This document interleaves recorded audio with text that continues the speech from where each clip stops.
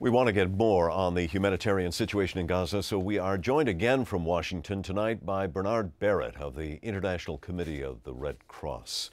Thank you, Mr. Barrett, for being with us. We've reported on the discovery that was made by the Red Cross in the Zaytoun neighborhood, but can you give us more detail on what exactly was found there?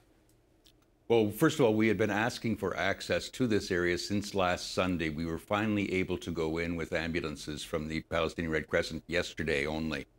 When we arrived there, we found 4 young children barely able to stand, 1 man also barely able to stand, but 12 corpses, 12 bodies, including the mothers of the children, lying on mattresses in one house. We went to another house, we found 15 people there, again, in extremely feeble condition, and in the third house, there were 3 bodies there. We were able to finally evacuate all of the surviving people yesterday and some of the bodies as well. The statement your organization released is unusually blunt in its criticism. Normally, this is an organization politically neutral. So do you believe, in fact, that the Israeli military has violated international law here? What international law, what the Geneva Conventions say is there is an obligation on all parties to do everything possible to search for and provide assistance to those who are wounded and were sick. There were Israeli military units within 80 yards of these houses.